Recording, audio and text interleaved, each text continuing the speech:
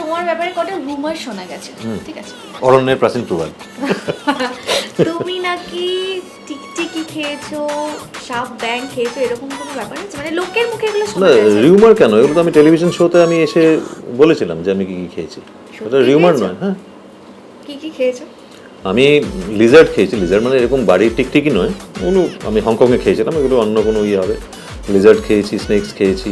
থাইল্যান্ডে গিয়ে আমি কাঁকড়া বিছে মানে স্করপিয়ন, ওটা খেয়েছি। বিভিন্ন হ্যাঁ স্বেচ্ছা কে আমাকে বন্দুক ধরে মাথায় খাওয়াবে। আচ্ছা, কাঙ্গারু, জেব্রা, হ্যাঁ, পাইথন।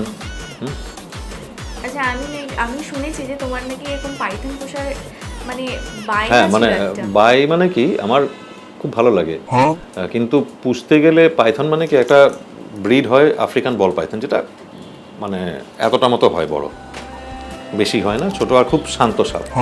আমারই একজন চেনা ছেলে তার মাঝখানে একটা পুষেছিল, আমি গেছিলাম দেখতে, আমার খুব ভালো লেগেছিল। আমি বললাম এটা তো বাড়িতে থাকলে অন্তত সে 3-4 দিনে একবার খাবে, আমার বেশি মেনটেনেন্সও থাকবে না, একটা ভোভেরিয়াম বানিয়ে রেখে দেবো। কিন্তু আমার বউ সাপে খুব একটা ভয় না পেলেও তার একটা মানে হয় না যে ওই স্লাইমি জিনিসটার জন্য এটা তার ইরিটেশন থাকে, মানে ইরিটেশন থাকে। ও সাপ ধরেছে হাতে, কিন্তু মানে ওর খুব একটা কমফোর্টেবল নয়। মানে ঠিক আছে তাহলে আনবো না। তুমি যদি সুযোগ পেতে তাহলে ও যদি বলতো যে হ্যাঁ তাহলে রাখতেই পারি, তাহলে রাখার ট্রাই করতাম একটা দেখে। আচ্ছা, বাইকের প্রতি প্রেমের কোনো বয়স থাকে? না না, কোনো প্রেমেরই কোনো বয়স থাকে না। বাইকের প্রতি প্রেম আমার ক্লাস 6 থেকে। আচ্ছা, তুমি নাকি রিং মাস্টার হতে গেছিলে? না, হতে যাইনি। ছোটবেলায় যখন ভাবতাম যে আমি জীবনে কি হব, আর আমি খুব কল্পনা প্রবণ, আমি এখনো খুব নিজের ফেরিটেলের দুনিয়ার মধ্যে থাকতে ভালোবাসি, বিভিন্ন রকম কল্পনা করতাম। জগতের মতো যেরকম আমরা সবসময় সিনেমা নিয়ে ভাবতে থাকি। আমি সিনেমা নিয়ে খুব একটা ভাবি না, কিন্তু না, আমি বলতে চাইছি যে ধরো আমার জীবনটা তুমি সিনেমার মতন যদি এরকম একটা হতো, মানে আমি হয়তো ভাবছি তোমারটা হচ্ছে কল্পনা। হ্যাঁ, আমার কল্পনার মধ্যে কিন্তু আমার প্রফেশনাল কল্পনাগুলো আসে না।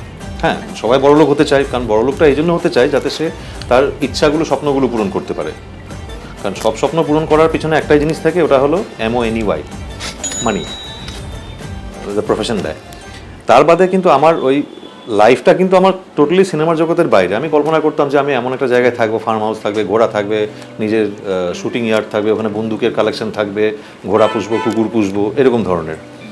গোটা দুনিয়া ঘুরবো, অন্যরকমভাবে আফ্রিকান সাফারি করবো, এই ধরনের কল্পনা। এবারে ছোটোবেলায় যখন সার্কাস দেখতাম, এখন তো সার্কাসে অ্যানিমেল অ্যালাউড নয়, ওগুলো দেখে আমার খুব ফ্যাসিনেটিং লাগতো, রিং মাস্টার। আর আমার জন্তু জানোয়ারের প্রতি টানটা আমার ছোটোবেলা থেকে, কুকুর ভালো লাগতো, এই করতো। তখন ভেবেছিলাম যে বড় হয়ে কিছু হই না হয় অন্তত একটা প্রফেশন তো আমার জন্য আছেই, জন্তু জানোয়ারের সঙ্গে প্রফেশন, হয় রিং মাস্টার। যখন বড় হলাম তখন বুঝলাম রিং মাস্টার তো এখন আস্তে আস্তে ফেজ আউট হয়ে যাচ্ছে, জু কিপার হবো লাইক স্টিভ আরভিন। সবাই খুব ভালো থেকো, আবার দেখা হবে আশা করি। একটু কিছু কথা একটু ফিলোসফিক্যালি বলে ফেলেছি, কিন্তু যারা বুঝতে পারবে তারা বুঝতে পারবে আমি কি বলতে চাইছি। কিন্তু তোমাদের যেরকম শুনে ভালো লেগেছে, আমার বলতে পেরে আরও ভালো লেগেছে যে অনেকের কাছে এটা আমি কি বলতে চাইছি এটা পৌঁছবে। সবাই ভালো থেকো, দেখা হবে।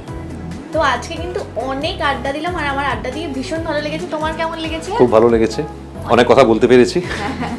অনেক কথা হলো, তো আশা করি তোমার সাথে আরো একদিন আড্ডা হবে নিশ্চয়ই। তো তোমরাও সবাই ভালো থাকো আর দেখতে থাকো।